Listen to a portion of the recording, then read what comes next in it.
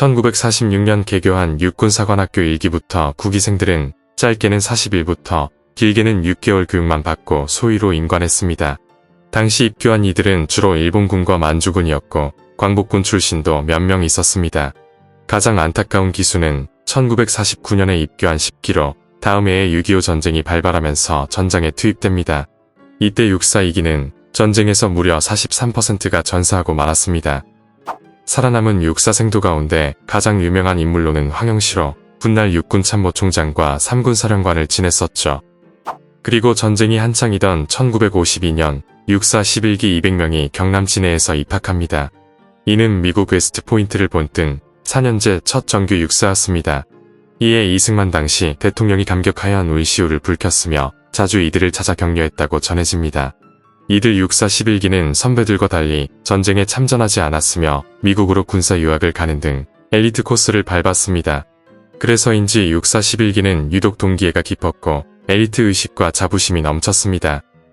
육사 11기 중 유명한 인물로는 훗날 대통령을 지내게 되는 전두환과 노태우로 이들은 군 내 사조직인 하나회를 결성하여 세력을 불려나갔습니다. 결국 1979년 하나회는 전두환을 중심으로 군사 쿠데타를 일으켜 정권을 장악하는 데 성공하였습니다. 그래서 많은 사람들은 전두환 대통령이 하나회의 리더였다고 알고 있지만 사실 전두환보다 앞선 인물이 있었습니다. 그는 바로 손영길로 육사 11기 중 선두주자이자 하나회의 실제적인 리더였습니다. 손영길은 군 생활 내내 전두환보다 앞섰기 때문에 전두환으로부터 시기와 질투를 받았다고 전해집니다. 그러나 손영길은 동기생들의 모함에 의해 나락으로 떨어지고 말았습니다. 어쩌다 이런 일이 발생했을까? 오늘은 손영길의 생애와 근황을 준비했습니다. 이야기 시작합니다. 손영길은 1932년 울산에서 태어나 울산공업고등학교를 졸업하고 육군사관학교 11기로 입교합니다. 이때 둘도 없는 친구 전두환을 만나게 되는데 둘은 목숨을 걸고 국가에 충성을 다하자고 맹세한 동기였습니다. 둘은 생도 시절 자주 붙어다니며 육사 축구부도 함께 했는데 당시 전두환은 골키퍼였고 손영길은 최종 수비수였습니다. 상대 측에서는 환상을 호흡을 자랑하던 전두환과 손영길을 두를 수 없었고 이들은 많은 경기에서 승리하며 더욱 돈독한 누에를 쌓았습니다. 그리고 육사 11기는 손영길의 주도하에 하나회를 만들었는데 여기에는 전두환과 노태우 그리고 김복동 등이 있었습니다. 하나회의 뜻은 한마음 한뜻으로 국가에 충성하겠다는 것으로 초기 하나회는 정치단체는 아니었고 참군인이 되자는 뜻에서 만든 친목단체였다고 합니다. 손영길은 하나회를 만든 이유에 대해 이렇게 말했습니다. 육사를 졸업하고 임관해보니 장군이나 장교나 모두 출신이 달라. 비육사 출신 장교들이 육사놈들이 뭘 알아라며 시기하더라고. 육사 출신들이 저것밖에 안 되라는 얘기를 듣는 게 싫었어. 일반 장교들에게 육사 출신들은 다르구나. 저들에게 맡길 수 있어라는 신망을 주려면 잘해야 돼. 잘하려면 우수한 사람들이 마음을 합쳐서 열심히 해야 될 거다냐. 그래서 만든 것이 하나회였어. 훗날 한 기자가 육사 출신이 대통령이 되려고 만든 단체가 아니냐고 묻자 손영길은 이렇게 답했습니다. 난 아니었지만 전두환은 야심이 있었는지도 모르지. 1957년 손영길은 7사단에서 중대장을 맡고 있었는데 이후 박정희가 사단장으로 오게 되면서 둘의 인연이 시작되었습니다. 당시 손영길은 박정희의 인품과 태도 등 모든 면에서 감명받았고 존경했다고 합니다. 그리고 손영길은 과거 군대에서 자행되던 부조리를 개선하기 위해 앞장섰으며 비리 또한 저지르지 않았습니다. 당시만 해도 먹고 살기가 어려워 탈영병이 매우 많았지만 손영길의 중대에서는 탈영병이 없었습니다. 여기에 손영길의 부대가 우수중대가 되면서 박정희 사단장은 역시 손영길이다라고 생각했다고 합니다. 이때부터 박정희 사단장은 손영길을 눈여겨보고 신뢰했습니다. 이후 손영길은 중대장을 마치고 부산 지역을 전출을 가게 되었는데 이때 역사적인 사건이 발생합니다. 바로 박정희 소장의 5.16 군사 쿠데타가 일어난 것이었습니다. 당시 손영길은 전두환으로부터 한 통의 전화를 받게 됩니다. 영길아, 큰일 났어. 혁명하신 분들이 우리 동기들이 혁명을 지지하지 않는다고 반혁명죄로 처벌하겠대. 네가 박정희 장군을 잘 아니까 말씀을 드려봐. 그래서 손영길을 곧바고 서울로 올라왔고 서울역에 기다리던 전두환과 함께 박정희 소장을 만나러 갑니다. 손영길은 박정희에게 쿠데타를 지지한다는 의견을 전달했는데 박정희 소장은 이렇게 답했습니다. 이미 상황이 끝났으니 걱정하지 말라. 대신 손영길이는 부산으로 내려가지 말고 내 전속 부관을 맡게. 그러면서 박정희 소장은 손영길에게 리볼버 권총 한 정을 선물로 줬고 이때부터 손영길은 박정희 소장을 모시게 되었습니다. 이후 손영길은 박정희 대통령을 무려 4년 넘게 보조하면서 대통령의 총애를 한 몸에 받았습니다. 이때 손영길은 박정희 사무실 앞에 의자를 두고 자리를 지켰고 이러다 보니 박정희를 만나려는 사람들은 모두 손영길의 허락을 받아야 했습니다. 그리고 1961년 10월 박정희 의장은 손영길 부관과 함께 부산 출장을 가게 됩니다. 박정희 의장이 회의실에서 만난 사람은 이병철 삼성그룹 회장이었고 이병철 회장은 보고를 시작합니다. 각하의 지시로 경제개발 5개년 계획의 중심이 될 공업단지 선정을 위해 석 달 동안 전국을 돌아보았습니다. 그 중에서 공업용수 확보와 항만 조건 등 제반 여건을 두루 갖춘 곳은 울산이 최고였습니다. 각하께서 구상하시는 공업단지 입지로는 울산이 가장 적합하다는 결론을 얻었습니다. 결국 박정희 의장이 이에 동의하면서 대한민국 최대 규모의 공업단지는 울산으로 결정되었습니다. 그러면서 그 누구에게도 이 사실을 발설하지 말라고 강조했습니다. 그리고 이병철 회장은 손영길 부관을 따로 불러 농담조로 이렇게 말했습니다. 손 부관님의 고향이 울산 아니요. 그렇게 알고 있소만. 고향에 땅 좀 있습니까? 없으면 좀 사놓으시오. 부자가 될 테니. 하지만 손영길은 욕심을 부리지 않았고 그저 고향이 발전하는 것에 대해 자부심을 가졌다고 합니다. 그리고 손영길을 박정희 대통령만 신임한 것은 아니었는데 유경수 여사가 가장 아꼈던 인물 역시 손영길이었습니다. 한 번은 손영길이 유교사 앞에서 일선 부대로 돌아가고 싶다고 말했는데 유경수 여사는 이렇게 말하면 이를 만류했습니다. 우리 가족도 곧 민정이양이 되면 군으로 돌아가는데 그때 함께 원대 복귀하자. 이후 박정희 대통령이 군이 아닌 청와대로 가게 되었을 때 박정희의 측근들은 대부분 군복을 벗고 청와대로 함께 들어갔습니다. 하지만 손영길은 아니었습니다. 박 대통령은 청와대에서 함께 일하자고 권유했지만 손영길은 이렇게 말하며 거절합니다. 저는 군에 있으면서 각하가 군인으로 이루지 못한 자주국 방태세를 갖추는데 최선을 다하겠습니다. 이에 박정희 대통령은 손영길의 큰 뜻을 이해주었고 오히려 손영길을 더욱 신임하게 되었습니다. 이처럼 손영길은 육사 11기의 명백한 선두주자로 불리고 있었습니다. 전두환 등 일부 하나회 회원들은 육사 선배들이 짧은 교육을 받았음에도 군요직을 차지하는 것에 불만이 있었습니다. 특히 5.16 쿠데타 주역인 육사 8기 때문에 인사상 불이익을 받는다고 생각하고 있었죠. 육사 8기의 주요 인물은 김종필과 김영욱 등이 있었습니다. 이에 전두환과 하나회는 1963년 7월 동기들을 모아 김종필 등 육사 8기를 제거하기 위한 친위 쿠데타를 도모합니다. 그러나 이 쿠데타는 실패로 끝났고 정승화 당시 방첩대장에게 체포되어 구속되었습니다. 이처럼 전두환이 큰 위기에 처하자 절친한 동기 손영길이 나섰습니다. 당시 박정희의 전속 부관이었던 손영길은 박정희에게 선처를 청하며 이렇게 말했습니다. 각하, 이건 모략입니다. 이 친구들은 각하를 존경하는 마음이 누구보다도 강합니다. 전두환은 각하를 위해 충성하려고 친위 쿠데타를 했던 것입니다. 결국 박정희 대통령은 손영길의 요청으로 전두환과 하나회에 대해 책임을 묻지 않았습니다. 그러나 사실 다른 이유도 있었는데 박정희 대통령은 실제 육사 8기에 대한 견제가 필요하다고 생각하고 있었죠. 한편 손영길은 청와대를 지키는 요직인 수경사 30대 대장을 맡았는데 이는 대통령의 의중이 반영된 것이었습니다. 사실 과거부터 30대 대장은 대령 계급이 맡고 있었지만 손영길은 중령이었음에도 이 자리를 차지할 수 있었습니다. 그리고 1967년 육군대학 입학하면서 대대장 자리를 떠나게 되었는데 이때 손영길은 후임으로 자신의 동기인 전두환을 추천하였습니다. 손영길이 거쳐온 보직을 전두환이 이어받고 전두환이 거친 보직을 노태우가 이어받는 구조였죠. 이처럼 손영길은 동기 전두환에게 항상 큰 도움을 주었습니다. 그러나 손영길의 날개를 꺾어버린 건 다름 아닌 전두환이었죠. 쿠데타로 집권한 박정희는 항상 쿠데타를 두려워하여 독특한 용인수를 펼쳤습니다. 주로 군의 요직을 맡은 이들 사이에 갈등 관계를 만들어 자신에게 절대 충성하게 하는 방식을 택했습니다. 먼저 5.16 쿠데타 주체 세력인 육사 5기가 비대해지자 육사 8기를 활용하여 이를 제압하게 합니다. 이때 육사 8기의 선두주자는 수도경비사령관인 윤필용이었습니다. 그는 과거부터 오랜 시간 박정희 대통령의 측근으로 청와대 밖의 대통령이라는 말까지 떠돌 정도로 실세였습니다. 그리고 1971년 손영길은 수도경비사령관 참모장으로 군의 실세인 윤필용 장군을 모시게 되었습니다. 그리고 1972년 12월 손영길 대령의 준장 진급이 결정되었습니다. 이에 이후락 당시 중앙정보부 부장은 손영길의 탐을 내며 중앙정보부 이국장으로 오라고 요청합니다.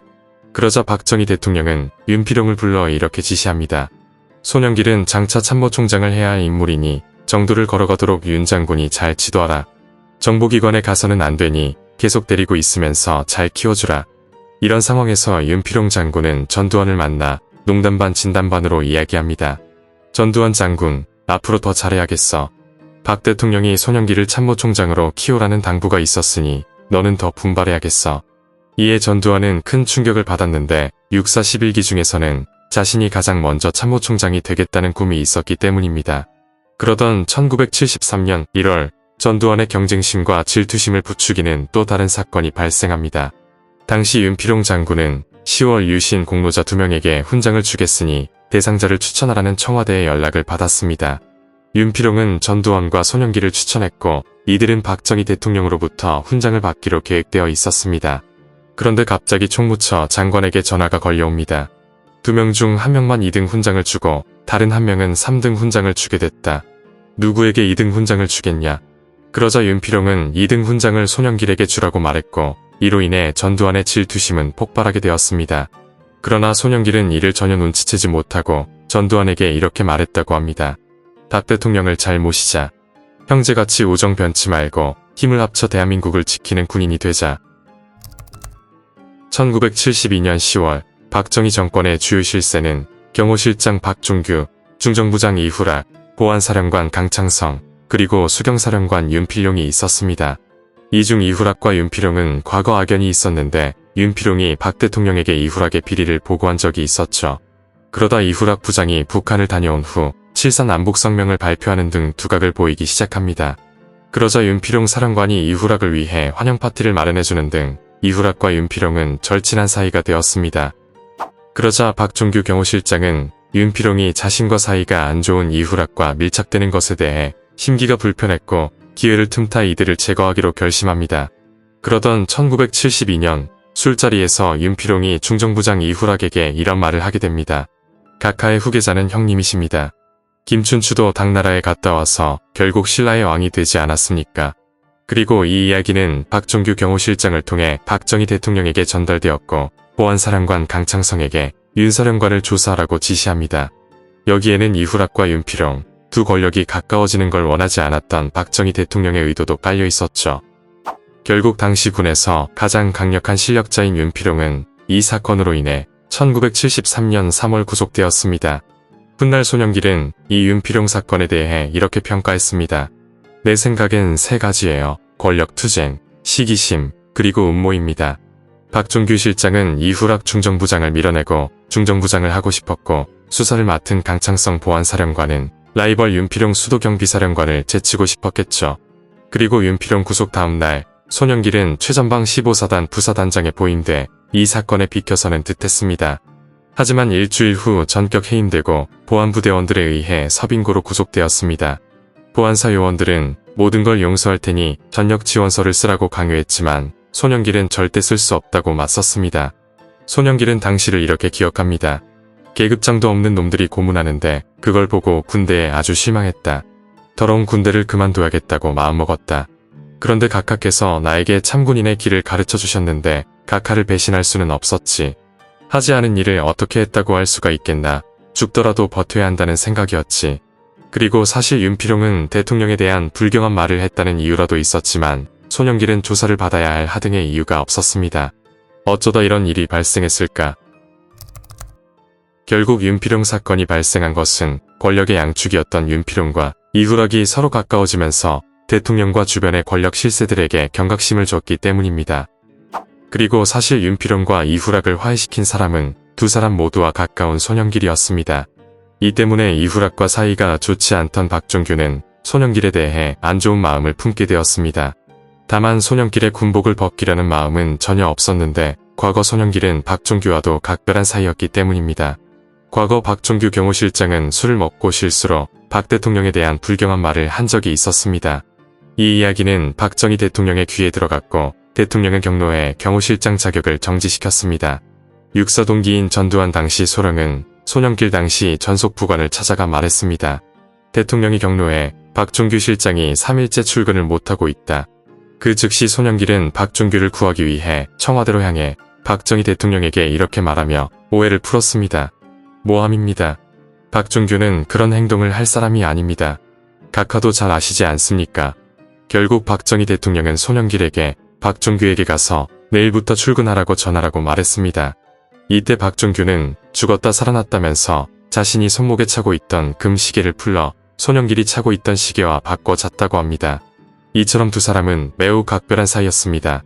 그리고 1973년 3월 윤필용이 구속되던 날 손영길은 제15사단 부사단장 전출 명령을 받고 출발하기 전 박종규를 만났습니다. 당시 박종규는 이렇게 말하며 손영길을 안심시켰습니다. 걱정하지 말고 가서 잠깐 기다리면 내가 곧 돌아올 수 있게 해주겠다. 실제 당시 박종규 실장은 윤필용만 구속해 혼내주고 손영길을 건드릴 생각이 없었습니다. 그런데 전두환과 노태우가 박종규 실장을 찾아가 이렇게 말했습니다. 윤필용이 이후락과 가까워지고 윤필용이 각하에게 불경 언동을 하게 된 것은 두 사람을 가깝게 만든 손영길에게 책임이 있다. 따라서 윤필용보다 더 나쁜 사람이 손영길이니 그에게 책임을 물어야 한다. 결국 이로 인해 손영길은 구속되었고 쿠데타 음모가 아닌 일반 범죄 관련 조사를 받았습니다. 이때까지만 해도 손영길은 금방 풀려날 줄 알았지만 손영길의 부하들이 불리한 증언을 내면서 빠져나올 수 없었습니다. 이에 손영길은 그들을 만나 따졌는데 그들은 이렇게 답변했습니다. 검찰에 나오기 전 전두환을 만났다. 그런데 그가 이 일에 대해서는 일절 모른다고 진술하라고 지시해 진술할 수 없었다. 미안합니다. 결국 손영길이 군복을 벗게 되자 전두환이 하나의 최고 리더가 되었고 마침내 정권을 장악하기에 이릅니다. 그래서 손영길이 있었다면 한국 현대사는 바뀌었을 것이라는 말이 나오기도 했습니다. 손영길은 전두환 대통령에 대해 이런 말을 남겼습니다. 내 둘도 없는 동기한테 배반당했다. 우리가 소대 장중대장을 할 때는 정의와 대의로 지냈는데 위로 올라가면서 사리가 생겼던 것 같다. 내가 한 발 앞서 나간 게 동기들의 질시를 받았던 이유였다. 전두환 또한 내게 경쟁심을 가졌던 것 같다. 1980년 손영길은 보안사령관이었던 강창성을 만났습니다. 이 자리에서 강창성 사령관은 말했습니다. 자네는 잘못이 없어. 그러나 지금은 얘기를 못하네. 이후 김대중 대우그룹 회장의 도움으로 손영길은 미국 텍사스 대우지사에서 일할 수 있었습니다. 귀국해서도 대우의 주선으로 페인트 제조 회사를 운영했는데 탄탄한 재력도 가지는데 성공하였습니다. 김우중 회장이 손영길을 도운 건 과거의 인연 때문이었습니다. 과거 손영길이 30경비대대장 시절 당시 김우중 회장은 딸을 외국으로 유학을 보냈는데 이때 손영길이 편의를 봐주면서 인연이 시작되었습니다. 이후 두 사람은 자주 만나 호영호재하면서 더욱 돈돈한 사이가 되었다고 합니다. 그리고 전두환 대통령과는 두세 번 골프장에서 만난 적이 있었습니다. 이때 전두환 대통령은 요즘 어디 있느냐, 언제 한번 보자고 말했고 실제 한번 식사를 하자는 기별이 오기도 했습니다. 손영길은 전두환 대통령에 대해선 서운함을 감추지 않으면서도 이제는 그만 용서해야겠다고 말했습니다. 생명을 함께하기로 했던 둘도 없는 친구가 왜 정치를 해서 본인은 물론이고 자녀들까지 고생시키느냐. 마음으로나마 이제 용서해줘야 할 때인 것 같다. 그리고 손영길 예비역 육군 준장은 38년 만에 법원 재심에서 무죄를 선고받았습니다. 당시 법원은 손영길에게 무죄를 선고하며 이런 말을 남겼습니다. 사건 관련자들의 진술서는 육군보안사령부 수사관들의 협박과 회유 등으로 작성된 사실이 인정된다. 우리 군은 이 사건으로 손영길이라는 아까운 지휘관 하나를 잃었다. 이 판결로 손영길은 5억 원의 배상금을 받았는데 고민 끝에 이 돈을 육군사관학교 발전기금으로 기부했습니다. 한국 근현대사에서 만약이라는 가정이 가장 많이 붙는 사건은 바로 윤필용 사건입니다. 이 사건으로 인해 윤필용, 손영길, 강창성, 이후락 등 박 대통령의 최측근은 사라졌고 그 여파로 경호 업무가 허술해진 탓에 유경수 여사를 잃었습니다. 윤 여사의 서거로 박종규도 경호실장을 사임하는 등 한마디로 모두가 불행해진 모함 사건이었습니다. 후임 경호실장 차지철은 김재규 부장과 사사건건 불화가 잦았습니다. 그리고 1979년 3월 박 대통령은 진종채 장군이 보안사령관에서 물러나자 전두환을 보안사령관에 임명합니다. 그 후 김영삼 의원의 의원직 제명 사건에 이어 부마항쟁이 일어났고 이 사건을 수습하는 과정에 김재규와 차지철 간 불화가 극에 달해 11.6 사건이 발생합니다. 결국 윤필용 사건의 최대 피해자는 박정희 대통령 자신이었습니다. 손영길의 사무실에는 자주 국방태세 확립이라는 글씨가 적힌 액자가 걸려 있는데 과거 박정희 대통령이 직접 써준 신연휘호라고 합니다. 손영길은 박정희 대통령에 대해 이렇게 평가했습니다. 각하는 진짜 애국자야. 국민을 그렇게 염려하고 사랑하는 애국자는 없어. 우리가 열심히 안 하면 우리 후손도 똑같아. 누군가 희생해야 돼. 우리가 거름이 돼야 해. 그걸 앞장선 분이 바로 박정희 대통령이었지. 오늘 이야기는 여기까지입니다. 재밌게 보셨다면 구독과 좋아요 부탁드립니다. 지금까지 역사비디오였습니다.